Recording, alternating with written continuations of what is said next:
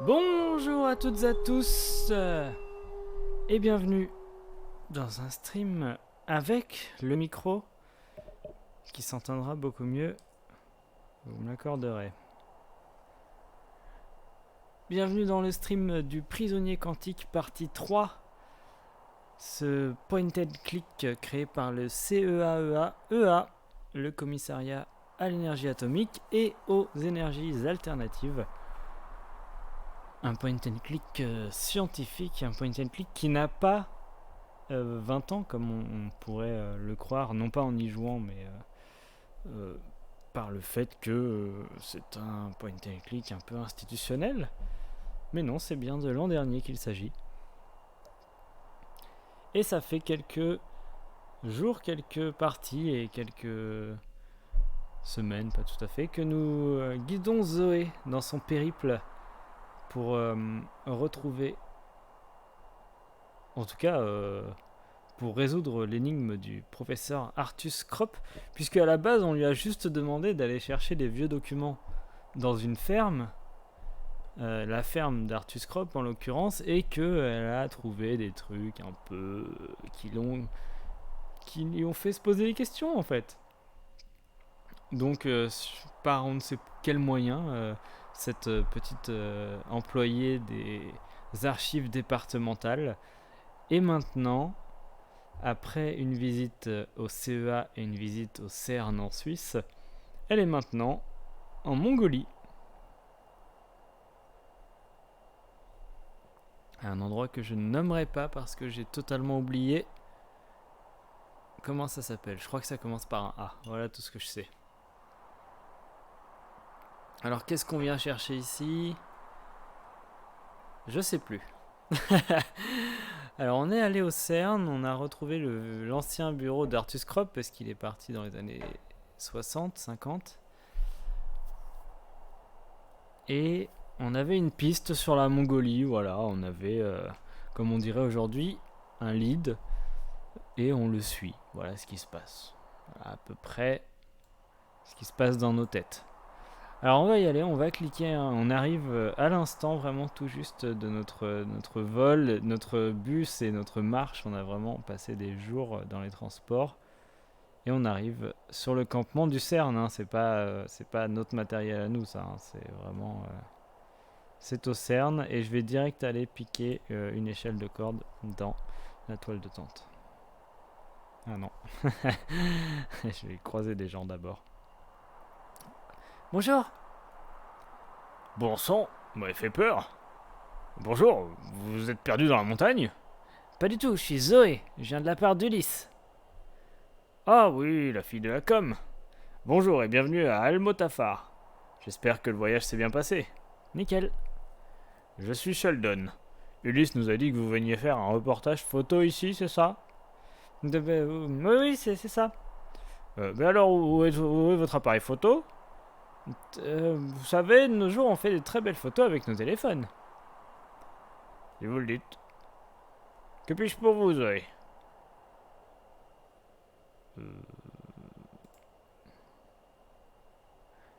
C'est quoi le site exactement? Ces vestiges ont l'air très vieux. Oui, vous êtes sur le promontoire menant aux fameuses mines d'Almoltafar, un site exceptionnel à plus d'un titre. C'est vrai que le paysage n'est pas vilain.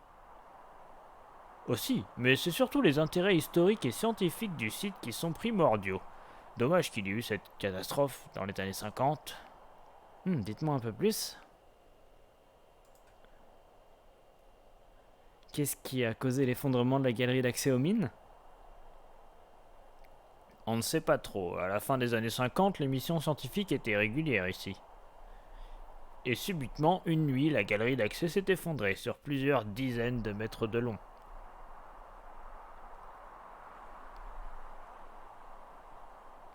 Comme vous le voyez, il est maintenant totalement impossible de passer. Et c'était le seul accès aux mines. Mince alors. Une catastrophe scientifique et historique. En tout cas, fort heureusement, c'est arrivé la nuit. Il n'y a eu aucune victime à déplorer.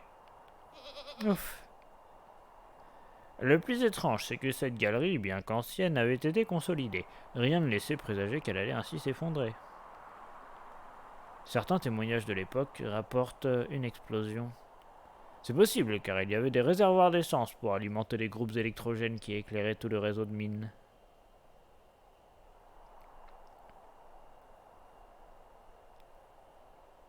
Et si c'était l'œuvre d'Artus? Dans son carnet, il parle de couvrir ses traces.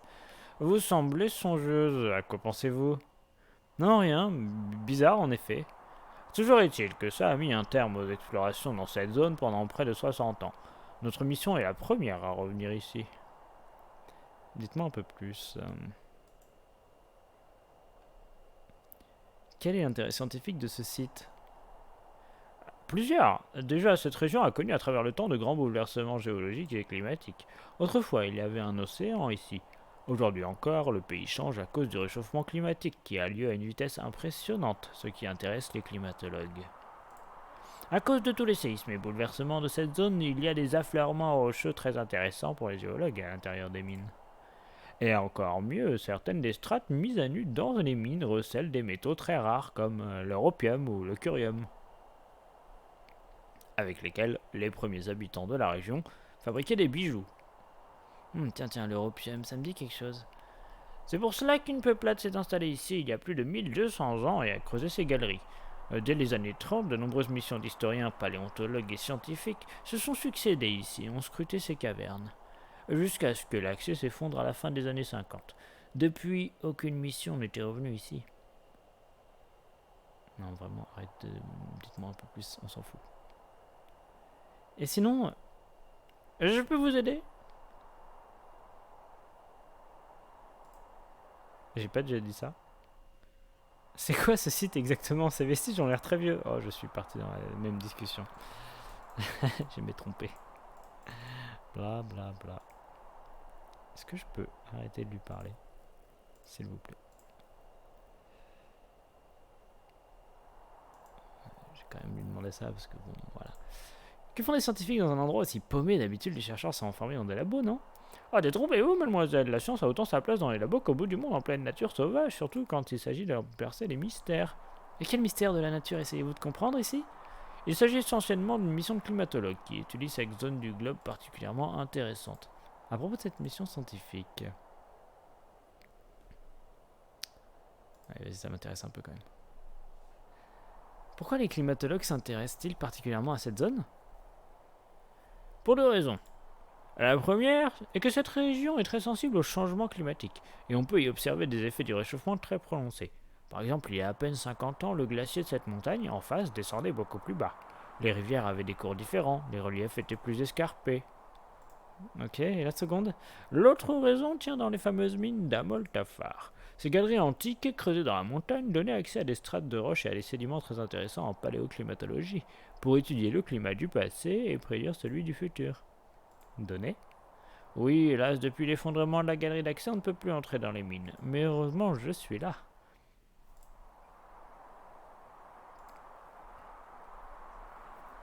Mais vous, que faites-vous ici précisément? Vous m'avez pas l'air d'un climatologue? Oh que non, moi je suis astrophysicien. Ah, astrophysicien, vous observez les étoiles? En général, oui, mais ici mon regard porte beaucoup plus près sur cette montagne derrière moi pour être tout à fait exact. Hein? Ma mission est de découvrir un autre accès aux mines afin d'y permettre aux climatologues et aux historiens d'y retourner. C'est plus un travail de spéléologue que d'astrophysicien, ça, non? Détrompez-vous, un spéléologue ne sert à rien s'il ne sait pas par où passer. Alors que moi, je compte bien découvrir un autre accès à l'intérieur de la montagne et sans bouger d'ici en plus. Mais avec quelle magie allez-vous faire ça? Oh, pas avec de la magie, avec des particules cosmiques et ce télescope un peu spécial. Ouah, ça m'a l'air canon, il faudra m'en dire plus sur votre machine. Ouais, le moteur de dialogue est foutu, quoi. Oh là là, je m'en fous de quoi sert cet étrange appareil. Alors, que faites-vous avec cette machine bizarre? Cette machine bizarre, vous savez, c'est un télescope à muons. En gros, il nous permet de voir à travers la montagne sans avoir à percer dedans au hasard. Vous cherchez un autre passage que celui qui s'est écroulé? On n'en connaît aucun autre, hélas, alors on cherche une cavité reliée aux mines et facile d'accès. Artus parlait d'un accès secondaire aux mines dans son carnet, c'est peut-être une piste. Donc on pointe le télescope sur la paroi, on appuie sur un bouton et on obtient la photo de l'intérieur? C'est un peu plus compliqué que ça. Là, je suis en train de l'étalonner au mieux pour scanner les reliefs environnement.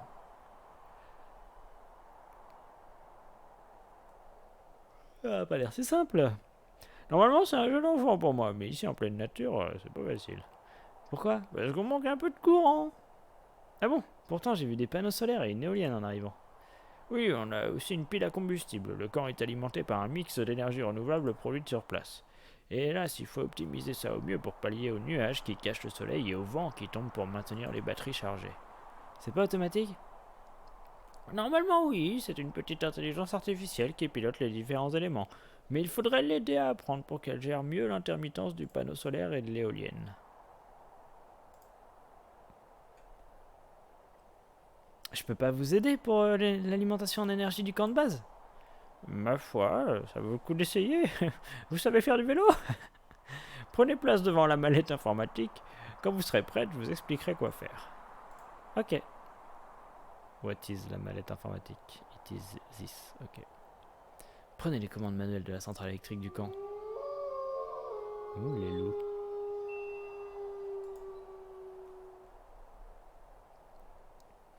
Voyons si je peux faire quelque chose pour améliorer l'alimentation en énergie du camp. Voyons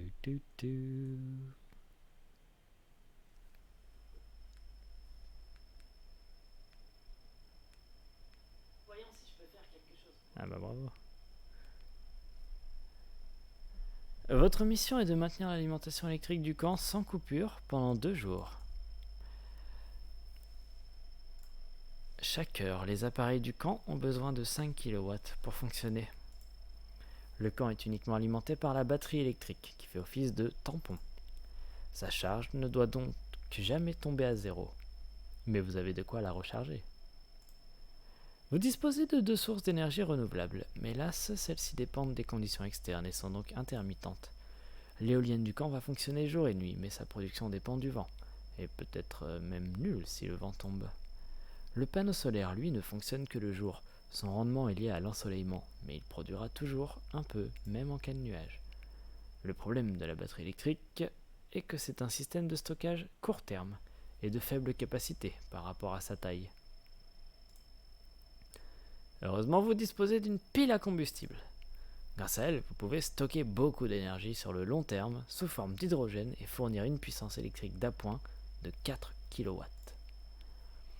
Vous disposez donc de 3 sources d'énergie distinctes qu'il va falloir mixer pour recharger la batterie en continu, suivant les changements de la météo.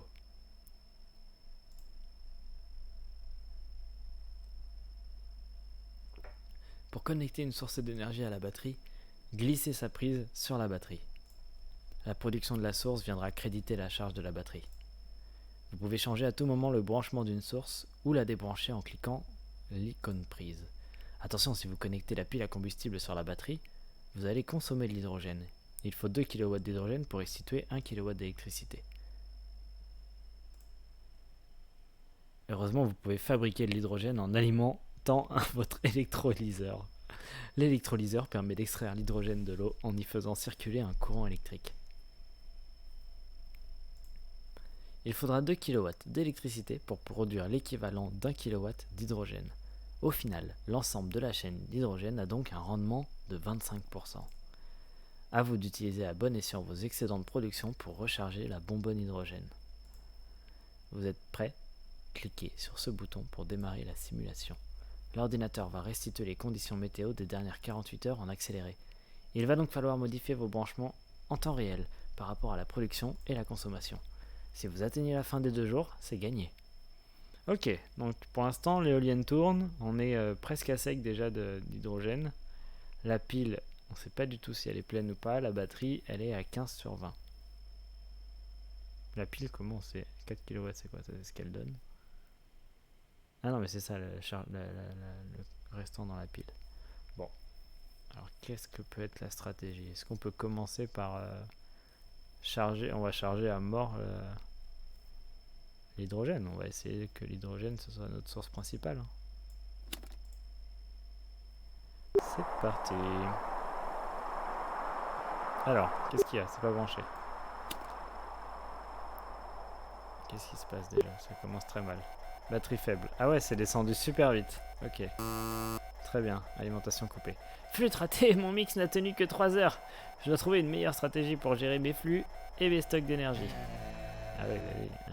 Ouais. C'est 3 heures, c'est pas ouf. Autant pour moi. Alors. Déjà, mettons de l'énergie dans la batterie. Et ça, c'est quoi ça? Je peux faire ça? C'est parti. Donc là, ok. Pour l'instant, ma batterie se débranche. J'aurais bien besoin d'une deuxième source d'énergie.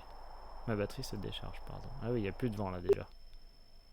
Donc là, voilà, on peut couper, il n'y a plus de vent de toute façon. Là, il n'y a que la pile. Ah, il y a du vent. Allez, c'est reparti. Je sais pas pourquoi il y a 0. Est-ce que ça n'emmène rien finalement, ça? Non, ça n'emmène rien. Ah si, 2 kWh. Ça va pas suffire là. Allez, batterie faible, tu m'étonnes. Attends, il y a le soleil qui a commencé à donner. Le soleil donne. Pourquoi ça s'est débranché? Ah, il n'y a plus rien là-dedans. C'est vide. Ok, là on est à Donf. Tac. Alors le soleil il va bientôt un peu trop donner peut-être. Tac, tac, tac, tac. La batterie est presque pleine donc on va utiliser le soleil pour recharger l'hydrogène. Attention, le vent s'arrête donc ça va bientôt très vite redescendre. Le vent est arrêté. Va falloir vite balancer de l'hydrogène. Mais c'est chaud. C'est chaud, c'est chaud, c'est chaud. Ah, le soleil a arrêté de donner, c'est la merde. Ouais, mais là il n'y a plus rien, je peux rien faire. Hein. Pas d'énergie, il n'y a pas d'énergie. Ah bah c'est la fin. C'est la fin, on va peut-être tenir un jour. Qui sait. C'est bon, le vent redonne. Allez, go, go, go, remonte. Allez, go, go, go, go, go. Ah non, il faut 5. Merde, allez, le vent souffle. Souffle, mon gars. Oui, c'est bon. Vas-y, ça va remonter là. C'est trop juste. Ah, ça y est, le vent s'est arrêté, on est dans la merde. Ah là là là là, c'est terrible. Salut, Josh Dredd. Flûte ratée, mon mix n'a tenu que 27 heures. Je dois trouver une meilleure stratégie. C'est encore le truc du lobby de l'atome et des énergies alternatives, attention. Alors, bah là par contre, je sais pas quoi faire. Hein.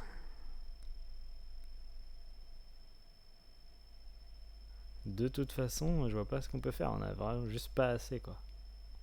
On n'a pas assez. Ah si, parce que là, il y a de la perte, en fait, entre tout ça. Il y a de la perte. Donc il faut balancer l'énergie dans la batterie autant qu'on peut, en fait. Bah, trouver une centrale nucléaire. Bah oui, voilà. Si j'avais ça, ce serait beaucoup plus rapide. Ouais, j'ai une idée. Il faut balancer autant d'énergie qu'on peut dans la batterie. Si elle n'est pas à fond, il faut en envoyer. D'où on va mettre le soleil sur l'électrolyseur. Ah, ça se vide, c'est la merde. Du coup, il va falloir quand même peut-être brancher ça. Hop.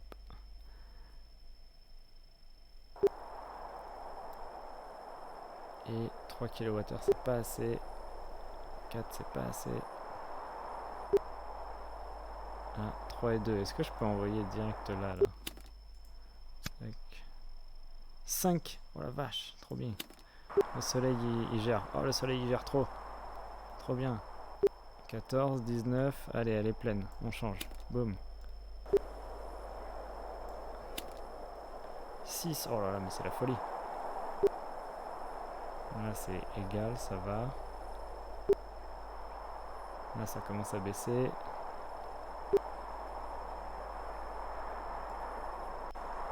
Je me tâte à débrancher le soleil là pour le remettre dans la batterie directe. Ah, mais ça va trop vite, ça va beaucoup trop vite. Là, il y a. Est-ce qu'il y a des trucs qui tournent? Le soleil tourne. Le soleil donne, redonne. Tu rends l'énergie. Tac. Ça ne sert à rien. C'est pas grave. Tac. Ah bah le soleil est mort. Il est mort le soleil. Passons sur la pile à combustible qui a pas vraiment beaucoup rechargé du tout. C'est terrible. Et le vent reprend. Si le vent passe à 5, on va peut-être pouvoir arrêter un peu. Allez, on peut arrêter. Batterie presque pleine, mais le vent s'arrête. Aïe aïe aïe. Ah, ça redescend vite, hein. En plus, saloperie. 3 kW. 4. Ah merde, bah j'ai débranché. Ah non, il y a déjà plus d'hydrogène là-dedans. Oh, quelle galère. Quelle misère. Et rechargeons la batterie à fond. Le soleil peut gérer tout seul. Il n'y a plus de vent. Le soleil gère un peu trop. Tac, mettons tout ça dans la pile.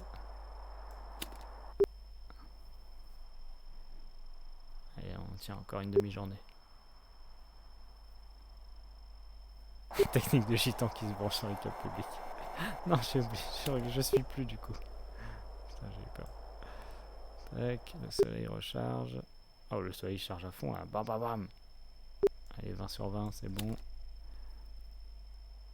Bientôt 10. Oh là là.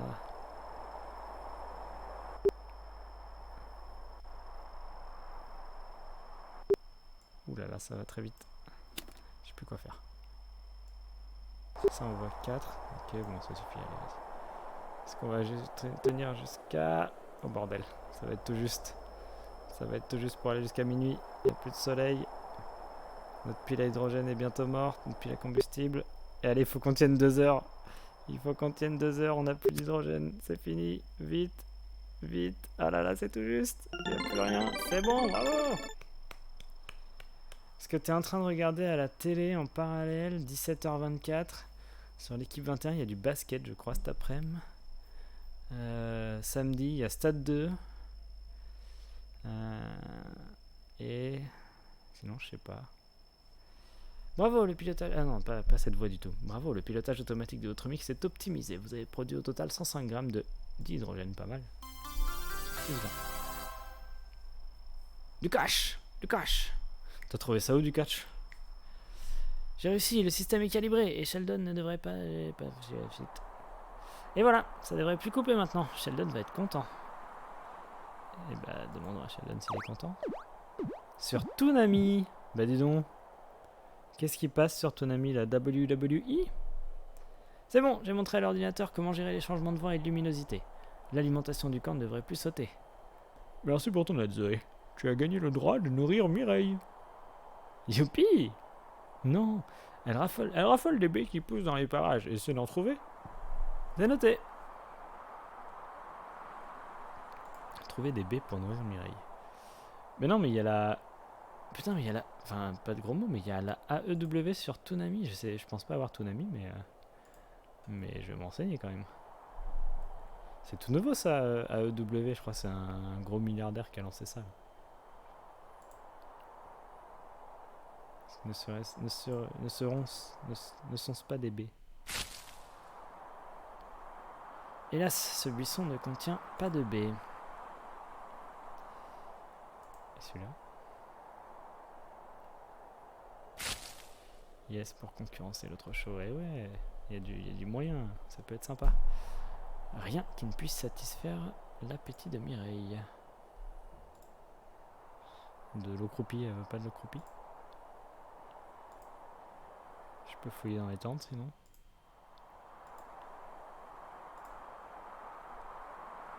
Oh, il y a Chris Jericho, bah trop bien, t'as raison, déjà.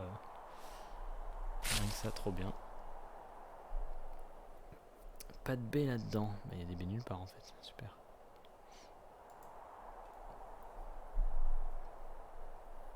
Ça doit être l'accès principal aux mines qui s'est effondré dans les années 50. Ah oh là là, le petit buisson qui s'était caché. Oui, ce buisson regorge de baies sauvages. Nouvel objet, baies sauvages. J'ai toujours pas regardé les trucs bleus là. Les cartes qu'on a trouvées dans la boîte de Artus Crop. Ah oui, donc on est là parce que Artus était venu, maintenant je me souviens, il a dit qu'il a fait... Globalement, c'est lui qui a fait péter l'accès à la mine. Oh, que tu es mignonne, toi. Tu as faim?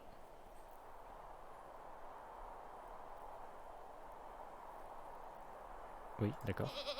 B. Pour votre information, elle s'appelle Mireille. Ah, c'est joli. Mais dites-moi, vous la gardez pas ici pour la manger quand même? Elle l'a mangée, mais non, voyons, c'est notre mascotte. Ah, ouf. C'est une petite chèvre de montagne. Son espèce est menacée, alors on la traite bien. On l'a recueillie au camp pour la protéger des loups affamés qui sont nombreux dans la région. Ça, c'est bien. Dites, maintenant que le courant est rétabli, j'ai le droit de la nourrir? Oui, vas-y, elle raffole des baies rouges qu'on trouve dans les buissons. Super. Ça parle trop quand je sais ce que je dois faire déjà. Et il aurait peut-être servi un sandwich de chèvre le soir. C'est pour toi, bon appétit Mireille. Est-ce qu'elle va nous donner un truc en échange? Du caca. Quoi? Tu en veux d'autres, c'est ça? Ok, je vais voir ce que je peux faire pour toi. Ah, j'aime ça les petites boules rouges. Non mais enfin. Pas de sous-entendu ici. Hein. Non, j'ai mal cliqué, j'ai mal cliqué. Ouais, il y a des baies sauvages. Encore un repas pour Mireille. Je pense que ça va rien me donner, je vais juste la nourrir. C'est un animal quoi. Je lui donne à manger, elle mange. Hein. Alors que pendant ce temps-là, j'ai des cartes super secrètes. Alors on est passé de la campagne à la haute montagne parce que dans les carnets d'Artus Crop, il fait mention de cette montagne. Et donc on a pris un avion, un bus, on a marché 9 heures. Ça vaut pas... Ah oui, la vache qui répondait au meumeux et on pouvait lui redire meu derrière. Qu'est-ce qu'il disait l'autre? Le rendez-vous quantique, nanani, nanana. Voilà, c'est ça, je pense. Non, où est-ce qu'il dit ça? Bref, quelque part, il dit voilà, à Moltafar. Dernier voyage à Moltafar. Faut que je retrouve la voix que je lui avais faite. J'ai pas révisé. Alors, est-ce que je peux, cette fois, voler l'équipement? Des gamelles et des assiettes sales. Quelqu'un a encore oublié de faire sa corvée de vaisselle. Tiens, c'est quoi ça? Un piment extra fort. Du piment de Mongolie, j'adore. Presque vide, dommage. Allez hop, ça me fera un petit souvenir. La meuf vole des trucs sur le camp des scientifiques. Il y a quelqu'un qui surveille, je vais quand même pas prendre ça sous ses yeux. Ah, c'est pas... Elle va le prendre quand même, quoi. Grâce à moi, les batteries sont maintenant pleines.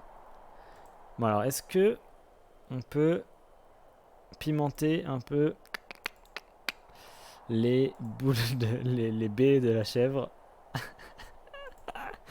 Non mais c'est pas vrai. C'est une pourrie si elle fait ça. Elle va rendre la chèvre malade pour détourner le regard de Sheldon. Est-ce que je peux le faire? Ah, baie sauvage pimentée. Oh non. Qui sait, peut-être que Mireille aime manger épicé aussi. Attends, j'ai pas regardé ce qu'il y a là-dedans. Là. Patouche plus du tout la bonne voix. Oh bah t'inquiète mon gars, si tu surveilles, moi j'ai pas de problème avec ça. Regarde, je donne juste à manger à la chèvre. Je suis gentil. Je donne juste un petit peu. Tiens, Mireille, régale-toi. Une petite caresse au passage. Caresse de traître. Oh là, oh regarde Bichette. Ça va pas? Salut Guillaume. Oh Bichette. Mireille? Elle va canner, elle va canner. Elle va se faire bouffer par les loups. Oh Johnny. Oh bah putain, le ballon s'est envolé en plus. Oups.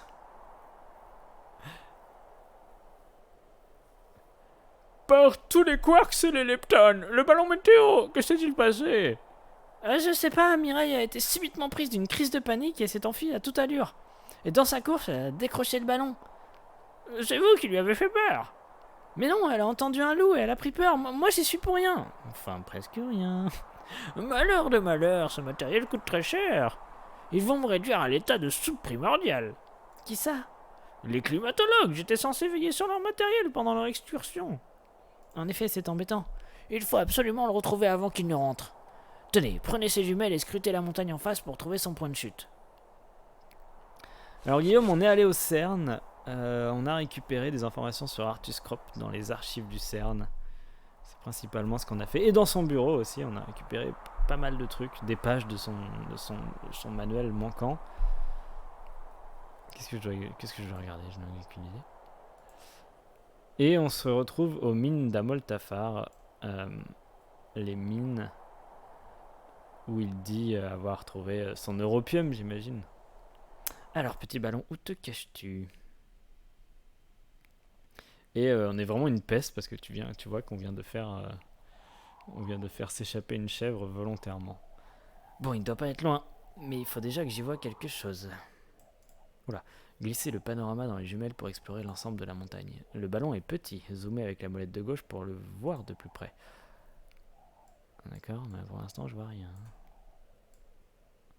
Juste une mise au point sur les plus belles montagnes de ma vie.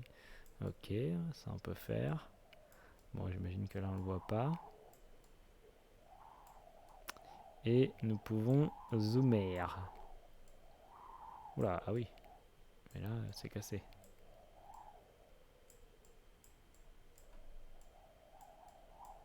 « 154 surpris, merci. J'arrive pas à utiliser ce truc là. Qu'est-ce qui se passe? J'avais réussi tout à l'heure. Ah. Ah, c'était un nuage qui nous empêchait de voir. D'accord.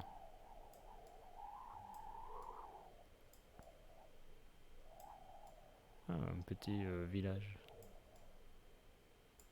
Au pied d'une montagne. Tout, tout, tout. Je pense à un truc là.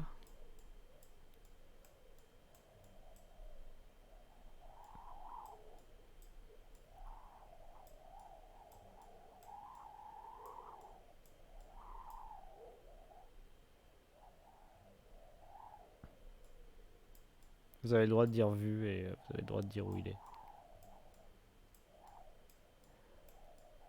J'espère que c'est pas trop dur. Il est là. Il est là! À côté de cette vieille tour en ruine. Tour en ruine. Tiens, d'ailleurs, cette ruine me dit quelque chose. J'ai déjà vu ça quelque part. Mais où? Oh, moi je sais. Oh, moi je sais. Oh, moi je sais. Il est un peu en bas à droite là. Où ça? Je vois rien. Tenez, reprenez vos jumelles. Et là, c'est le moment où je dois voler l'échelle de corde. Plus bas, dans la forêt. Ah, je le vois. Heureusement, il a pas l'air d'être abîmé. Ouf. Bon, moi je pars le chercher et vous restez ici surveiller le matériel. Sir, yes sir.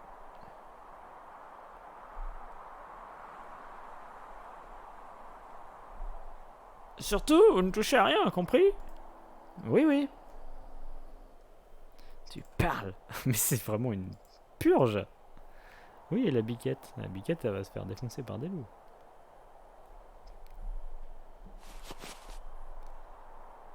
J'ai toujours rêvé d'avoir ça. T'es juste kleptomane. Hein. Voyons ce que renferme la montagne. La question est où chercher? Guillaume, je pensais, j'ai vu une bande-annonce de film qui est sur la mythologie basque, genre vraiment pas documentaire, quoi, une fiction qui reprend une mythologie basque, qui s'appelle Atarrabi et Michelatz. Et je te conseille de jeter un coup d'œil parce que avec ton Inktober, tiens, je t'ai écrit ça dans le chat. Il y a une bande-annonce qui est sortie, je sais pas, il y a une bande-annonce en tout cas. Et ça ressemble beaucoup à toi. Localiser l'entrée secrète des mines. Suivez les interactions laissées par Artus pour retracer sa randonnée jusqu'à l'entrée secrète des mines. Scannez pour vérifier qu'il y a bien une cavité souterraine. Pointez le télescope vers la zone à scanner, puis appuyez sur acquisition. Ok, alors, elle était où la tour là? Là, ok. Alors le truc c'est que moi je veux voir mon livre, voilà. Haha! Je me disais bien que j'avais vu cette tour quelque part. En suivant la randonnée d'Artus étape par étape, je devrais atteindre l'entrée secrète des mines qu'il avait découverte. Par contre, le paysage a visiblement quelque peu changé par rapport à cette vieille photographie. Suivez les indications d'Artus et retracez son chemin jusqu'à l'entrée secrète. Alors, voici le chemin que j'ai emprunté pour trouver l'entrée secrète des mines. En partant de la tour en ruine, je suis monté. Voilà donc la fameuse tour en ruine dont parle Artus, le point de départ de la randonnée qui lui a permis de découvrir un autre accès aux mines. Je suis remonté jusqu'à un tumulus. Et c'est un tumulus. C'est ça un tumulus? Je pense. Ah, ça doit être le tumulus dont parle Arthur. Je progresse. Une colline, merci. Mais une colline sur une montagne, du coup, je suis perplexe. Ce n'est plus qu'à suivre les étapes, je sais pas quoi. Ah oui, il y a une petite une collinette. Puis je suis redescendu et suis passé juste en dessous du glacier.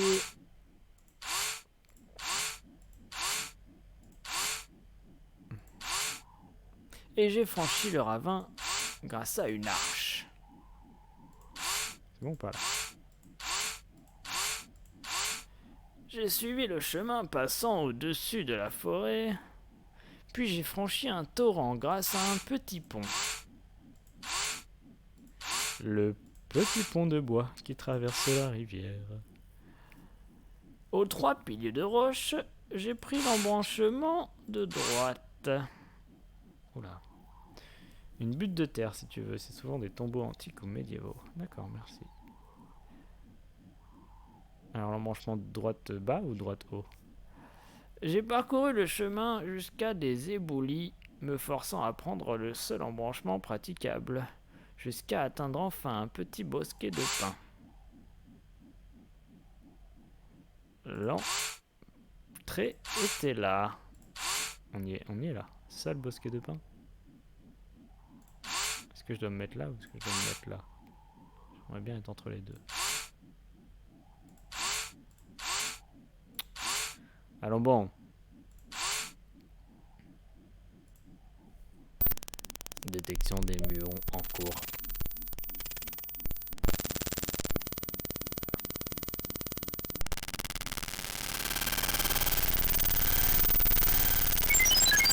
Analyse logicielle des données.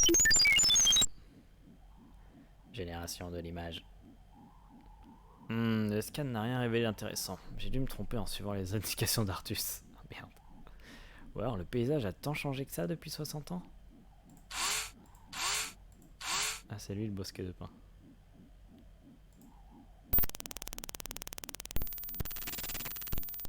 Détection des muons en cours.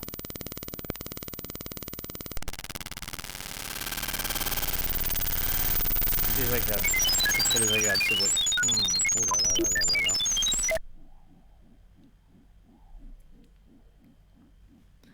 Ah, le scan n'a rien révélé d'intéressant. J'ai dû me tromper en suivant les indications d'Artus. Come on. Attends. Je prends le chemin de droite. Tac. Non, est-ce que... Il n'est pas écrit j'arrive à un éboulement? Oh bordel. Alors, reprenons ici. Aux 3 piliers de roche, j'ai pris l'embranchement de droite. Bon déjà, ça c'est pas clair. J'ai parcouru le chemin jusqu'à des éboulis. Pardon. J'ai parcouru le chemin jusqu'à des éboulis, me forçant à prendre le seul embranchement praticable.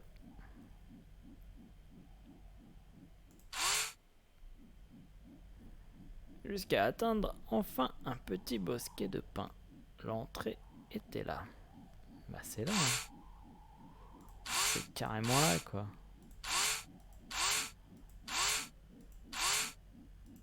Sinon il y a lui. Je Bon, je peux faire tous les bouquets de pain. Tous les... Bordel de cul. Mais ouais, cette bande-annonce de ouf. Et j'avais pas compris la langue et que ce serait basque ou quoi. Je me suis dit, ok, c'est de la mythologie, ça doit être grec.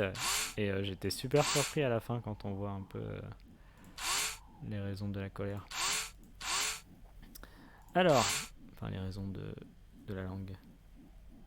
Ah, le mec qui joue le diable, c'est un chanteur local, énorme. Bah oui, mais du coup, après, je me suis dit, mais pour qu'ils trouvent des acteurs qui parlent aussi basque aussi couramment, ouais, ils ont dû piocher dans le coin, quoi, obligé. Alors, la tour mes deux là. Hop, Tumulus. Hop là, bonsoir. Je suis redescendu et passé juste en dessous du glacier. Donc, là, on est bien. Hein. J'ai franchi le ravin grâce à une arche. De toute façon, celle d'en dessous, elle est pétée. Ah, côté français en plus. Ah oui, j'ai pas fait gaffe. Je me suis pas posé la question, à vrai dire. J'ai suivi le chemin passant au-dessus de la forêt. Puis j'ai franchi un torrent sur un petit pont. Il est là.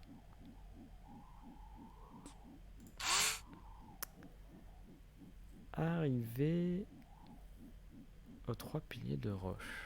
J'ai pris l'embranchement de droite. J'ai parcouru le chemin jusqu'à ce que des éboulis me forcent. Jusqu'à des éboulis me forçant à prendre le seul embranchement praticable.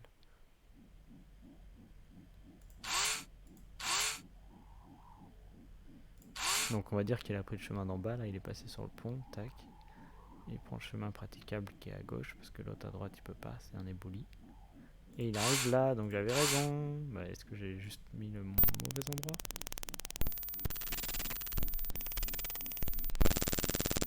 J'avais mal ciblé.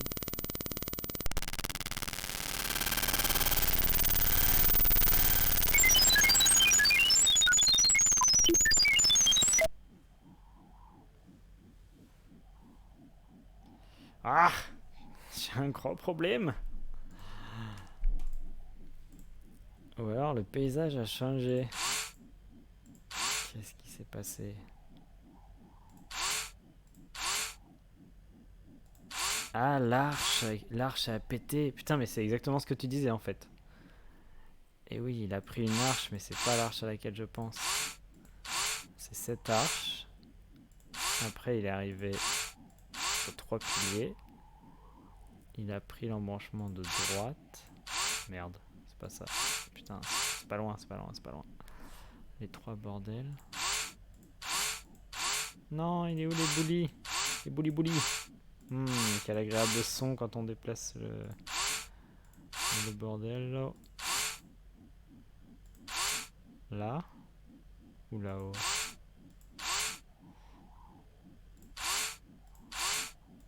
Ça c'est un plus beau bosquet quand même. Ah, c'est dur.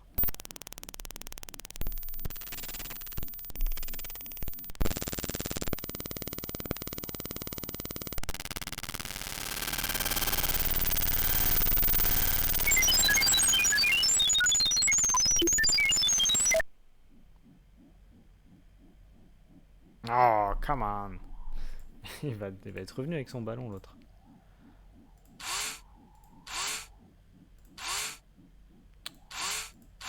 Oh non. Ça va coûter cher en muons tout ça. Ah non, détection des muons. Ça va coûter cher en je sais pas quelle énergie ça marche. Mais... la communauté scientifique ruinée par une jeune employée des archives. Ah! Bingo! Le télescope a révélé une salle souterraine et une cheminée d'accès derrière ce rocher. Bizarre, l'emplacement ne correspond pas aux indications qu'Artus a laissées il y a 60 ans. Mais oui, bien sûr, il y a 60 ans, le paysage était sûrement très différent d'aujourd'hui. Sheldon m'a dit que cette région avait subi un fort réchauffement climatique. Ça explique sûrement ces différences. Bravo, c'est une énigme résolue par le chat, hein, parce que moi j'avais pas bien compris. Mission secondaire facultative, repérer les 7 différences liées aux impacts du réchauffement climatique. Un trophée vous attend si vous les trouvez toutes. Je suis nul aux 7 différences. Voici à quoi ressemblait cette montagne quand Artus l'a parcourue il a 60 ans. Les changements climatiques transforment les paysages et ont aussi des conséquences sur l'homme. Cliquez cette barre vers la gauche pour comparer le paysage. Sinon, cliquez ici pour reprendre directement votre mission. Ouah, stylé! Ah, par contre, c'est plus long que... C'est plus long que juste... ceci. Alors là, il n'y a plus d'eau. En effet, le recul des glaciers ou la désertification font disparaître des cours d'eau et donc des lacs, voire même des mers.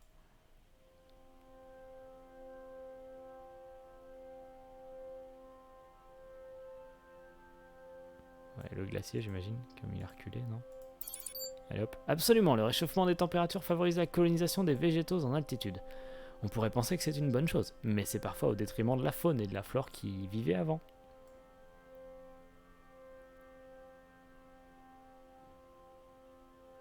Qu'est-ce que c'est que ce bordel? Il y a une rivière là, qu'est-ce qu'elle fout là? Exact, le recul des glaciers peut entraîner le changement de cours des torrents, ou l'apparition de nouveaux qui vont dans certains cas provoquer des inondations ou des glissements de terrain.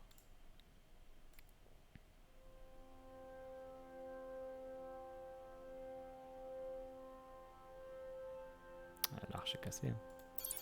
Absolument, le réchauffement climatique et notamment les précipitations et le changement de température accélèrent l'érosion, jusqu'à détruire des structures fragiles comme des arches ou des piliers naturels. Bah là il y a un autre lac, mais bon on l'a déjà dit. Ouais. Et les animaux, ils sont partis. Bravo, le changement climatique impacte aussi l'habitat des animaux, les forçant comme les humains à migrer, voire à disparaître. C'est le cas par exemple du mouton d'Argali, une des espèces des hauts plateaux mongols quasiment éteintes. Quel plaisir. Alors il nous manque des trucs, hein. Moi, j'aime pas cette différence là. Est-ce que le ciel était plus pur? Ah bah non, faut que j'emmène mon... Hop.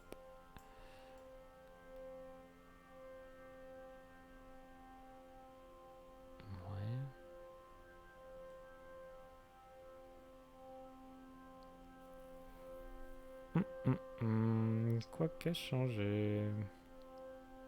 Ah, il y a un éboulis là. Oh non, c'est pas ça. La neige. La neige où? La neige du sommet là? Ah, bien vu! Le réchauffement climatique entraîne la fonte et donc le repli des glaciers en altitude, voire leur disparition totale. La neige en bas aussi? La neige là? Je vais vite cliquer partout, hein. Ça va être ma strat. C'est quoi cette strat? Voilà, ça fait plaisir. Ah mais le village il est dead. J'avais pas vu. Totalement dead. Bien vu, autrefois florissant, ce village est aujourd'hui en ruine. Le changement climatique oblige donc des populations à se déplacer. Bravo, vous avez repéré tous les impacts du changement climatique sur l'environnement. Putain, mais prix Nobel, mon gars. J'ai découvert tous les impacts du changement climatique sur l'environnement. Prix Nobel. C'est fou quand même ce que le paysage a changé en 60 ans. Ah ouais, tiens, en parlant de sauvegarde, faisons cela. Parce qu'on en a eu des déconvenus dans notre travail scientifique. Tac, pas de vidéo de Roland Lehoucq sur le changement climatique, désolé. J'ai fouillé là-dedans, c'est quoi ce truc? J'ai trouvé l'entrée cachée des mines, je n'ai plus qu'à me remettre en route. Allez hop, on s'enfuit. On surveille pas du tout le matos. Quelle morale donne ce jeu du CEA aux enfants? Je vous le demande.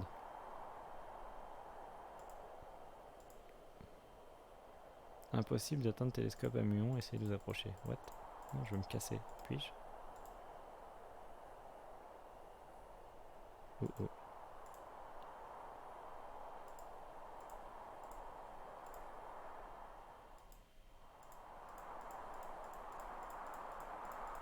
Ah. Ah. Eh bien, je ne puis guère. Qu'est-ce que j'ai oublié? L'ordi, je peux voler des trucs encore peut-être? Non. Non. Non. Là. Ah voilà, elle est à la porte. Allez hop, je me casse, ciao les nazes. Et c'est reparti pour une promenade en montagne. Mais meuf, en plus c'est toujours avec le même manteau que quand elle était en France. Et ces petites Stan Smith là, je suis sûr. 1 heure de marche plus tard. Oh putain, il y a carrément ses initiales au mec. Sur la falaise. Oh, bah oui, avec ton petit pantalon coupé aux chevilles, ça doit te les plaies, ouais. Si je me suis pas trop planté, ça doit être par là. Il était temps que j'arrive, car ça commence bien à bien neiger. Alors, je pourrais accrocher mon échelle à ça, je pourrais prendre en photo le graffiti. J'ai totalement oublié la mission de prendre des photos des instruments scientifiques. J'ai totalement pas fait ça. Ah, pas de doute, c'est bien l'entrée. Un petit hydrogène, je sais pas quoi, là. Ce point de vue ne manque pas de charme. Le charme, une des 17 particules élémentaires. Eh bien, carrément chaud. Accrochons mon échelle de bois au poteau. Et poteau, au piquet, pardon. Et fuyons tous ces vautours qui volent autour de nous. Tous ces vautours qui nous volent autour. Et enfin, après 4 heures de stream, et voilà, maintenant tu sais comment je me suis retrouvé enfermé dans cette grotte. Il y a décidément quelqu'un qui m'en veut, ou en tout cas, qui ne veut pas que je remonte la piste d'Artus. Et oui, car si vous étiez pas là dans le premier quart d'heure, on a commencé le jeu dans cette grotte. Ok, bon, t'affole pas, je vais essayer de prévenir quelqu'un au camp pour qu'on vienne te chercher. Tu risques d'avoir du mal, et y a personne au camp.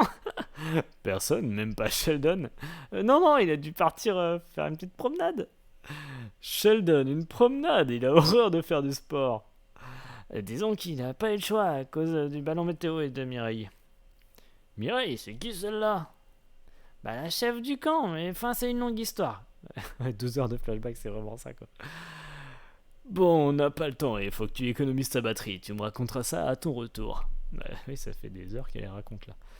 J'essaie de prévenir quelqu'un sur place. Quant à toi, fais bien attention. T'inquiète pas pour moi, Ulysse, je vais en profiter pour explorer un peu ces mines. Zoé, je t'interdis de... Allô? Je t'entends plus, Ulysse, je passe sous un pont. Comment ça, tu passes... Donc voilà, on était là au tout début du jeu. Ça fait des siècles. Bon, maintenant, il faut que je trouve le moyen de rétablir le courant dans ces galeries. Donc on a, je sais pas, trouvé des mécanismes, des machins un peu partout là. On a fait fondre de la glace sur le bécher. Pas question que je m'engage là-dedans sans lumière. Eh bah, y a quoi? Ce générateur doit avoir l'âge de mon arrière-grand-père. Et pourtant, il marche pas. Bizarre, il a l'air d'avoir suffisamment de carburant, mais cale tout de suite. Alors, nous, ce qu'on a toujours pas regardé, c'est ces plaques-là. À quoi peuvent bien servir ces plaquettes? Je les ai depuis tellement longtemps. Ah oui, des photos. Ah oui, des photos. Il y a 5 lamelles de verre constituées de petits points. Elles semblent pouvoir s'agencer de manière à former un carré. Oh non, je déteste les tangrammes.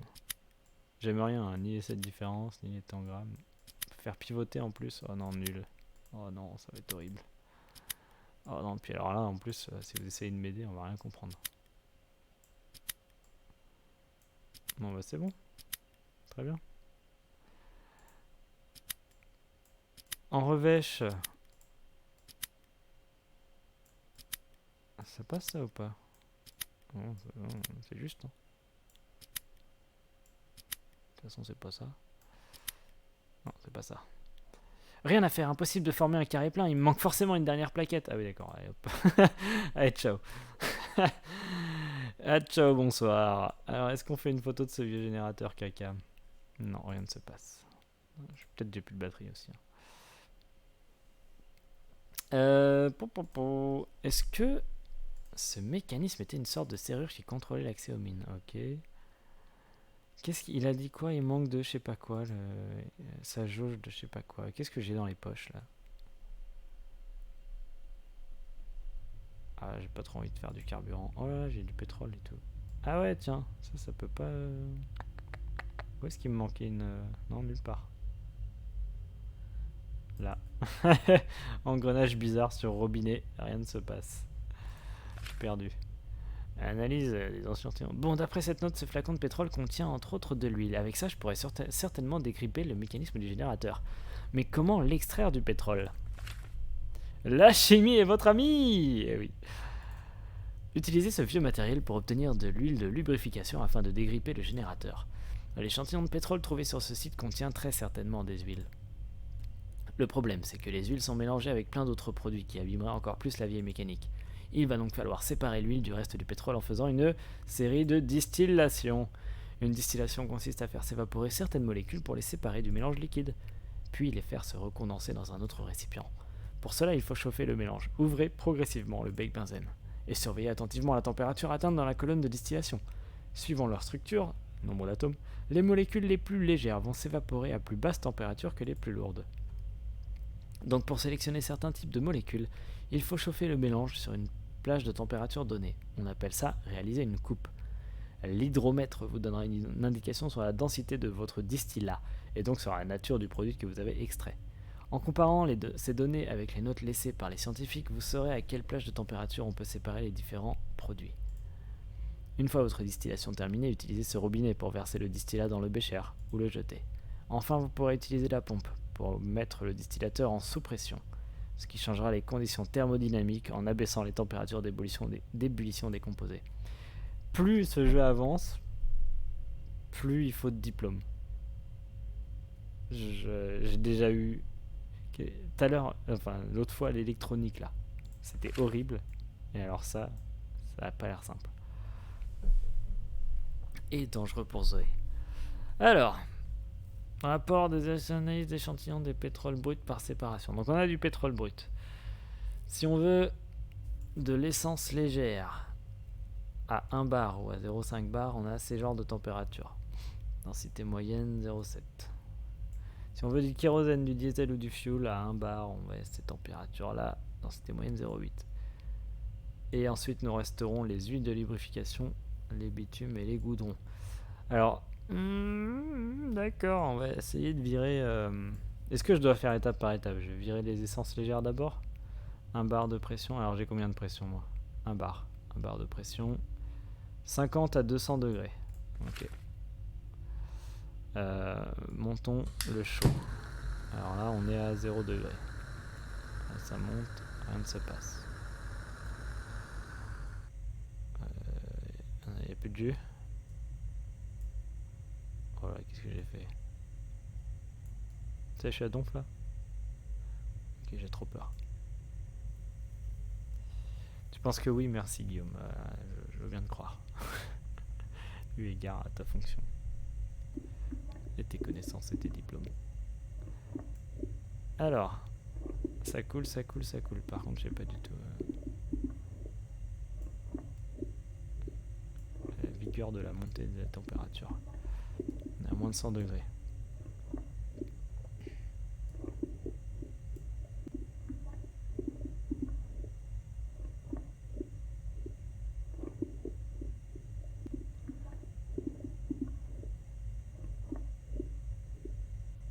J'ai déjà oublié. 150, 200, je sais plus. Aucune idée. 500, 200. Ah merde, faut que j'arrête. Salut Guillaume, bonne soirée, à plus. Merci d'être passé et pour tes conseils. Trop saoulé par la chimie quoi. Bon, alors là on a du point 7. Allez, ça dégage.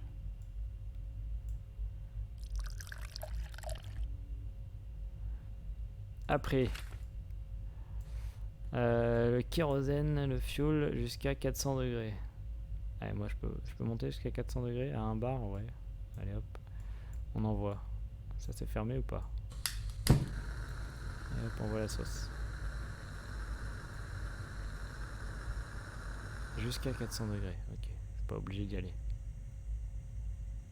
Les huiles, ça va être un peu au-dessus.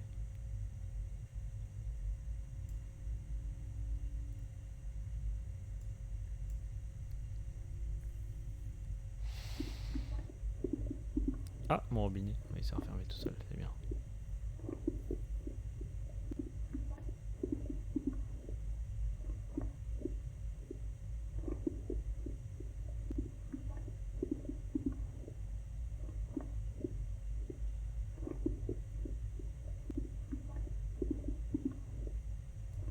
Hop, hop, hop, hop, hop, hop, hop, du calme, Joe. Tac. Est-ce qu'on peut essayer de monter à 0.8 vraiment quand même? Sans trop en faire.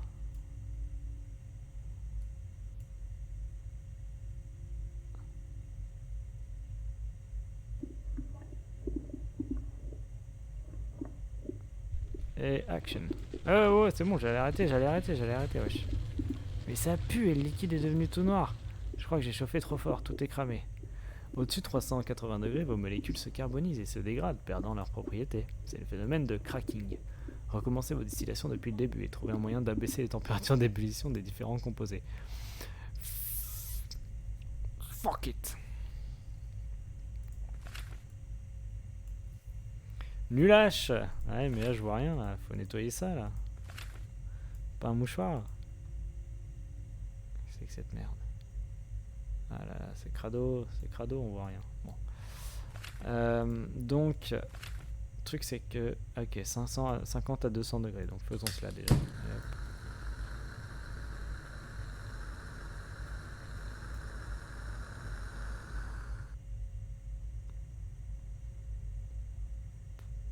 Et 50. Ça se met à couler. Tadadidada.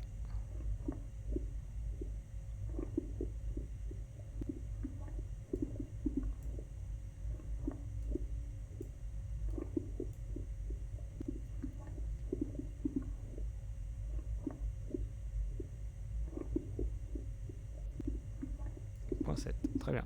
Plus bouger. Pas bouger. Stop. J'ai mis à fond là. Merde. Ça dégage. Hop, robinet fermé, température baissée. Alors maintenant, il faut baisser la température, mais ça veut dire faut pomper. Il faut pomper. Utiliser levier, rien ne se passe. Si. Allez. On pompe.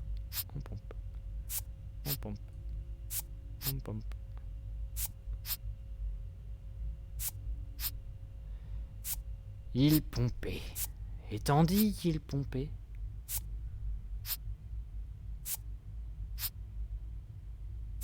j'ai du mal à trouver où le 25. Il est là-bas.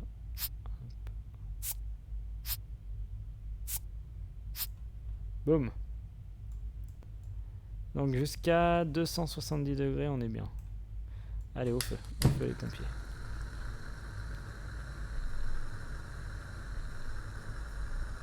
Que se passe-t-il? En attendant, je vais regarder si j'ai la chaîne. Combien elle s'appelle? 154. Ah, c'est payante. Je peux pas regarder Toonami, trop cher.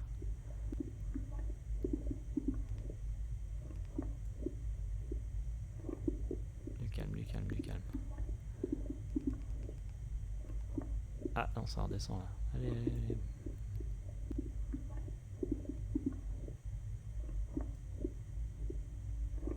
C'est chaud. Et ça dégage, hein. Ouais, kérosène, diesel, fuel. Ouais, ça dégage. C'est un peu bizarre comme processus scientifique cette histoire.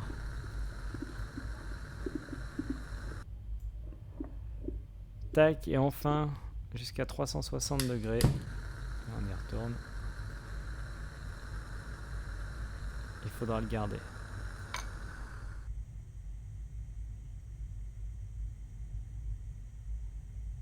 Attention à ne pas cramer tout ce bordel.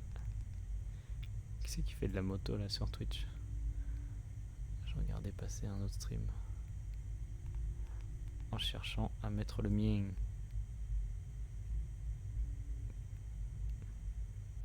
Pourquoi il se passe rien?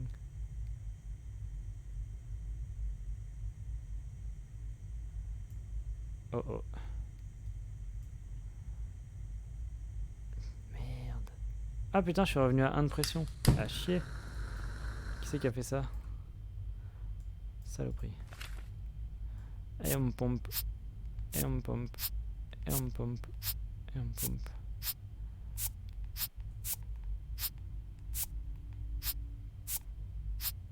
ça tout en tapant de la main gauche sur ma télécommande Freebox pour remettre mon propre stream.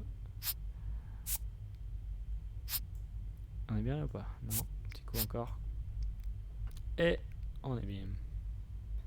Donc, tac, le feu 360 max. Pendant un quart d'heure.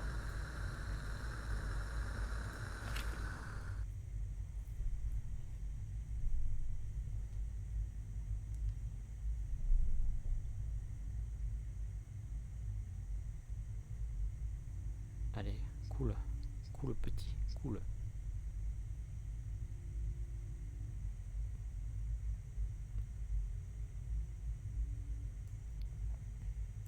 Pourquoi il se passe rien encore?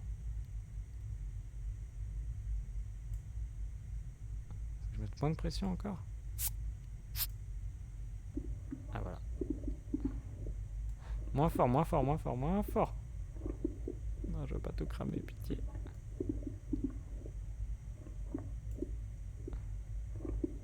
C'est bon? Oh putain. Je prends ou je prends pas? Oh.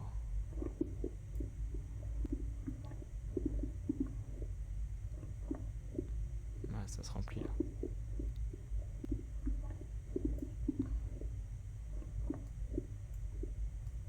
Oh, pourvu que j'en ai assez.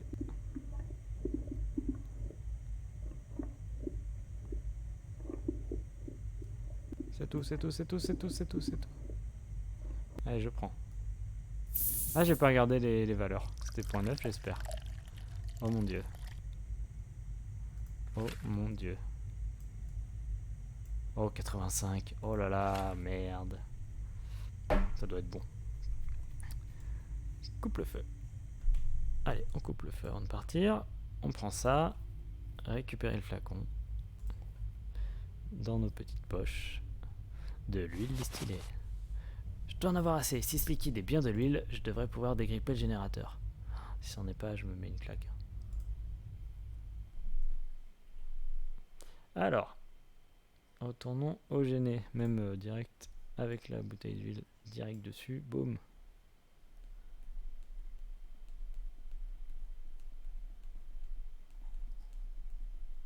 Voilà qui devrait dégripper un peu ce mécanisme.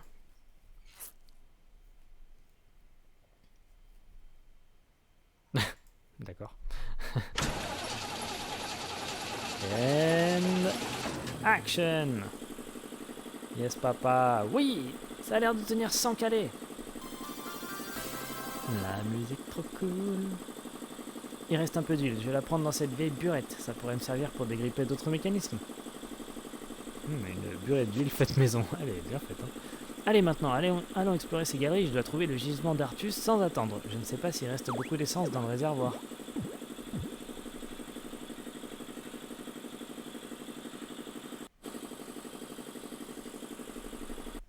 Oh, le générateur qui fait mal à la tête.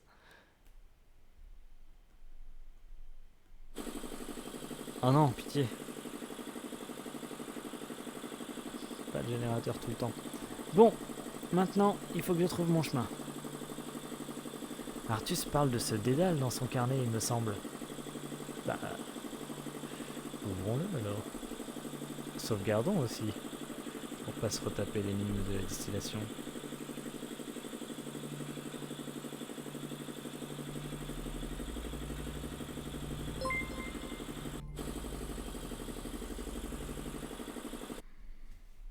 Ah bah déjà on peut... Oula, ces mines sont un vrai dédale. Ah voilà, Artus fait référence à ce dédale. Je vais garder cette page à portée de main. Alors, qu'est-ce qui se passe-t-il? Ok, il y a des coupures d'électricité, c'est flippant. Ces mines sont un... attends, lui c'était... Ces mines sont un vrai dédale. Pour retrouver mon gisement, suis la voie de la décroissance radioactive et franchis les portes suivant ces désintégrations. Alpha, alpha, bêta. Type de désintégration, noyau pair. Proton, neutron. Putain, je comprends R. Niveau de profondeur.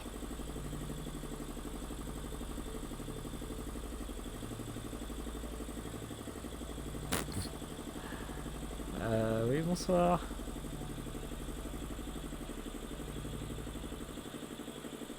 Ce symbole est sûrement une sorte d'indication, mais laquelle?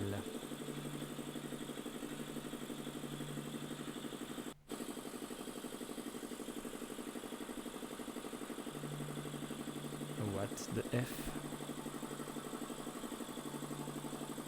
Le truc c'est que je pars de quoi en fait? Moi je veux bien essayer de comprendre ça, mais je pars de quoi?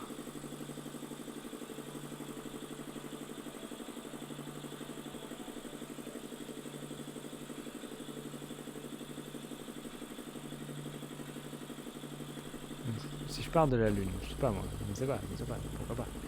Je pars de la lune, je fais...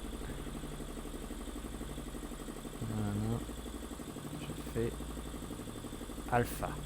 Alpha, faut que je perde 2 neutrons et 2 protons. Voilà, j'ai pas le nombre de neutrons. Est-ce que j'ai demandé à la lune si elle voulait encore de moi?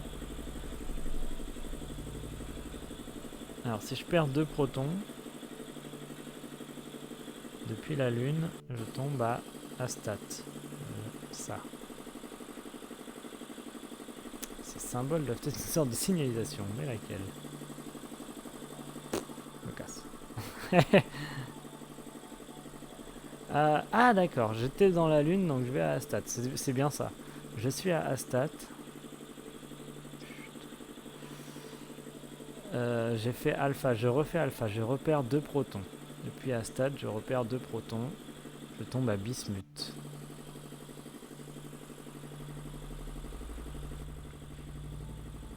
Depuis Bismuth, je fais bêta moins. Je gagne un proton. Donc j'arrive à polonium. Polonium, c'est celui-là.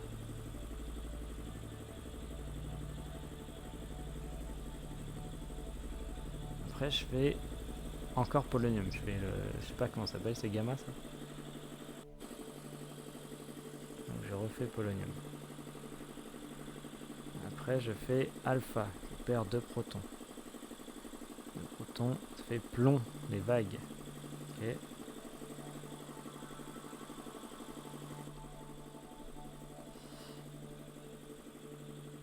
Bon sang, mais je vais jamais m'en sortir. Attends, laisse-moi réfléchir.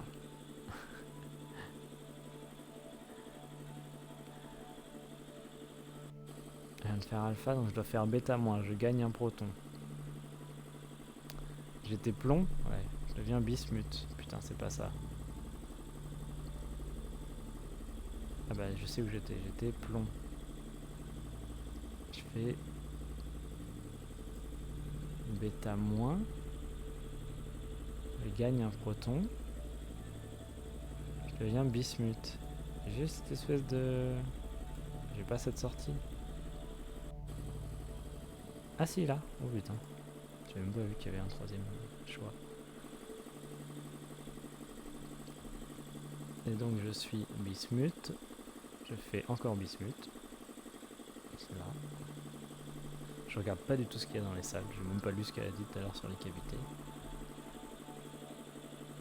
Et je suis à nouveau bismuth et cette fois je fais alpha. Je perds encore 2 protons. Ce qui m'emmène à 81 thallium. Là. Et là. Tin. Oh, assez. Assez. Enfin, la fameuse carrière d'Artus.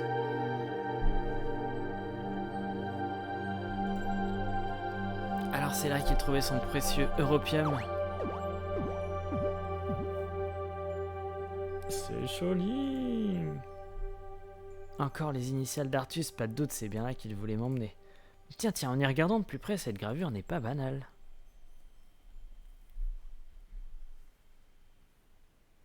Artus a gravé ses initiales en creusant plein de picots de manière super régulière. Bizarre. Cette pierre bizarrement gravée cache un indice laissé par Artus. Utilisez les plaquettes pour le déchiffrer. Oui, mais il me manque une plaquette. Et un coffre. Un coffre. Donc, t'es au courant qu'il y a une fille avec des œufs de cocker dans ton coffre, là? Une autre lamelle de verre gravée, sûrement celle qui me manquait. Tellement de trucs dans ce bordel, là. Un X marque toujours l'emplacement. Reste savoir de quoi. Du trésor. Forcément, il y a un cadenas. Je vais pas m'amuser à tester au pif 10 000 combinaisons. Il doit y avoir un indice quelque part. Tac, tac. Ok. Ça tombe bien, hein, la dernière plaque, là. Je vais regarder cette pierre étrange à nouveau. Alors.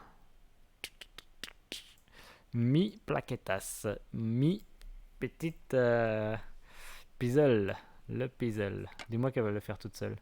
J'ai toutes les plaquettes. Reste à savoir comment il est positionné sur la gravure. Merde.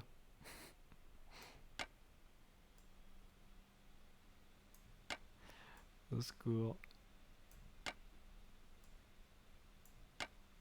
C'est quoi la nouvelle qu'on a récupérée? C'est bien comme ça? Commence par les L. Ok, merci. Faites-nous voir vos L. Ah, je peux plus les tourner, dis donc. Bah, au moins ça va. C'est quoi ce délire? Parce qu'après, c'est vrai que je dois avoir du coup que. Je dois avoir que des emplacements genre carrés après. Ok, je peux faire ça par exemple. Ah, mais c'est nul ça. Ah, si. Non. Fait chier ce truc. Là, à part. Ah, mais celle-là, je peux la faire. Je peux plus faire tourner en fait. Je ne peux plus faire tourner. C'est fini. È finito. Écoutez. Pas ouf. Pas ouf.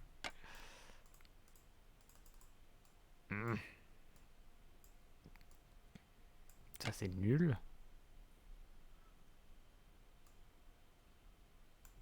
Ça ne pivote pas. Eh bien, j'ai l'impression que non. J'en ai bien peur. Non, ça c'est naze. Bon, ça va être un truc comme ça, elles font pile la longueur. Ah, ça. Genre ça. Ah oui. L'astuce est là. Il fallait pas les coller. Voilà. Ah là là, c'est qui papa? Wow. Bim! Incroyable! Une image complètement différente est apparue en superposant les plaquettes aux motifs gravés. 62, 60. Noté. Merci Artus. Alors notez. 62 c'est le nord. 62 méfiteux.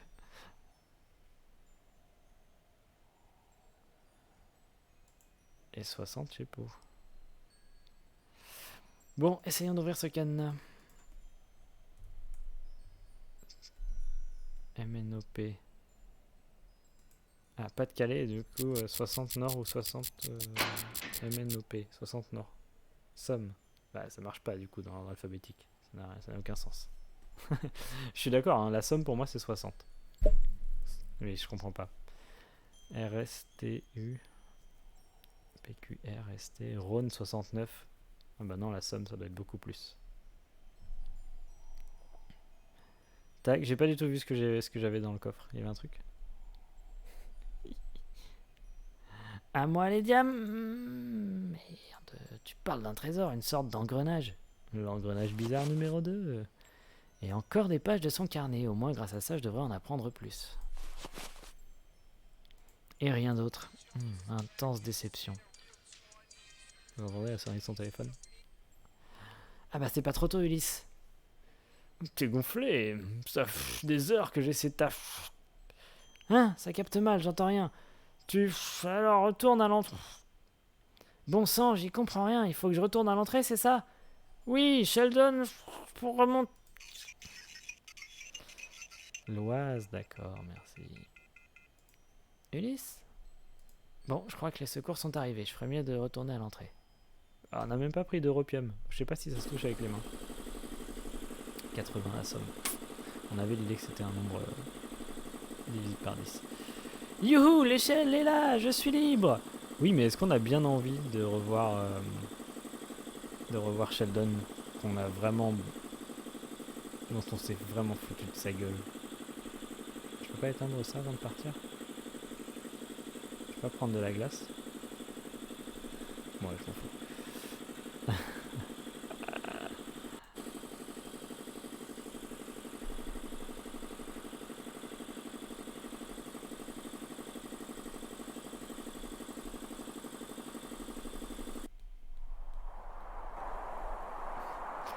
Zoé, vous n'avez rien? Non, non, Sheldon, tout va bien, rassurez-vous. Quelle aventure! Ah oui, heureusement qu'on n'a pas prévu de votre petit problème. J'ai fait aussi vite que je pouvais. Oui, une chance qu'Ulysse ait pu vous joindre, je lui en dois une. Ulysse, mais pas du tout. Quand je suis rentré au camp, j'ai trouvé une note manuscrite collée sur mon télescope. Hein? Oui, elle disait « La jeune fille est coincée dans la cavité sur laquelle pointe le télescope. Aidez-la !» Bon sang, mais qui a écrit ça? Aucune idée, la note était signée des mêmes initiales que sur ce rocher. AC. Bon sang, mais ça n'a aucun sens. Vous êtes sûr que ce n'est pas une mauvaise blague de vos climatologues ou de vous? Voyons, Zoé, je n'aurais jamais fait ça. Et puis j'étais fort occupé à retrouver le ballon météo. Quant à mes collègues climatologues, ils sont à 2 jours de marche d'ici minimum. Décidément, quelqu'un fait tout pour m'empêcher de remonter la piste de... De quelle piste parlez-vous? Non, rien de spécial. Mais enfin, il y a quoi au fond de ce trou, Zoé? Eh bien, de quoi vous faire gagner un peu de temps, Sheldon. Comment ça, hein? Cette cavité débouche sur des mines d'amoltafar. C'est un accès secondaire. Quoi? Vous rigolez? Allez jetez un coup d'œil si vous ne me croyez pas. Oh là là, moi j'irais vraiment pas faire un truc que la jeune fille me dit là. L'escalade, c'est pas trop mon truc. De toute façon, pour ce que j'en ai vu, il n'y a rien d'intéressant là-dessous. Ça reste une découverte majeure, Zoé. Mais comment avez-vous trouvé cette entrée secrète? Je me promenais et je suis tombé dessus au pif. Ça alors? Bon, c'est pas tout ça, mais j'ai terminé mon reportage. Je vais prendre le chemin du retour. Déjà? Bon, ok. Soyez prudente tout de même. Pas de soucis, je connais le chemin. À la prochaine, Sheldon. Bye, Zoé. Petite conne. Bon, bah, j'ai plus qu'à remballer mon télescope, moi.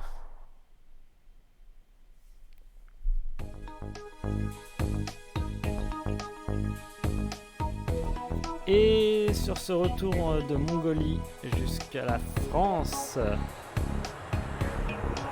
près de Nantes, nous allons nous quitter et faire les 25 derniers pourcents. Ah non, on va pareil. Et faire les derniers 25% de cette énigme un autre jour.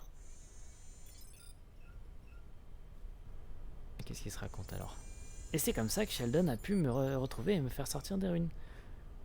C'est vraiment bizarre. Qui a pu prévenir Sheldon? Sûrement la même personne qui m'a enfermé dans cette grotte. Tu crois qu'on voulait te faire peur? J'en sais rien et la note était signée AC. Tu crois qu'il peut s'agir d'Artus Crop? Impossible, même s'il avait survécu à sa fameuse expérience, il n'aurait pas loin de 130 ans aujourd'hui. Un peu vieux pour crapahuter en montagne. Ah, il aurait encore la patate pour son âge, pour être capable... J'arrive pas à dire cette phrase. Le mystère s'épaissit. Je peux pas sauvegarder là, c'était trop bien le mystère s'épaissit comme dernière phrase. Attends, tu as quand même découvert des trucs au fond des mines? Ouais, une sorte d'engrenage bizarre et des pages de son carnet. Oh la chance, tu vas regarder le pay-per-view toi. Voyons ça de plus près. Voilà, on en apprend un peu plus. En effet, Krop a fait tout ce chemin en Mongolie uniquement pour extraire de l'europium très pur, dans le but de fabriquer du prométhium dans l'accélérateur. Pourquoi dans un accélérateur? Le prométhium n'existe quasiment pas à l'état naturel, peut-être quelques grammes sur Terre, pas plus? Pas plus, le prométhium n'a aucun isotope stable, c'est-à-dire que tous ces noyaux finissent par se transformer en un autre élément. Mais on peut en théorie en fabriquer en laboratoire grâce à un accélérateur de particules, notamment en désintégrant de l'europium plus abondant. À condition de savoir le faire, car ce n'est pas évident. Ok, admettons qu'il sache en créer. Ce prométhium sert à faire fonctionner une bobine? Oui, a priori c'est la pièce centrale de son fameux modulateur de Planck, mais je n'ai aucune idée de ce que c'est. Ah merde, j'ai tourné la page, quelle erreur. Ce plan, c'est son fameux modulateur de Planck? Sûrement, ça a l'air énorme comme machine. En tout cas, ce sont les plans. Rien ne dit qu'il l'a réellement construite et surtout qu'elle ait fonctionné. Ça m'a l'air d'une grosse machine avec une cabine capable d'accueillir un humain. Et allez, les grands scientifiques sont de grands taquins. Allez, est-ce qu'on peut se casser? Arrêtez de parler à Ulysse. Qu'est-ce que tu comptes faire maintenant, Zoé? Artus parle de son laboratoire secret, j'aimerais bien savoir où il se trouve, mais sa carte ne me dit rien. Fais voir. Pouliche Séguin, c'est la seule indication qu'on a.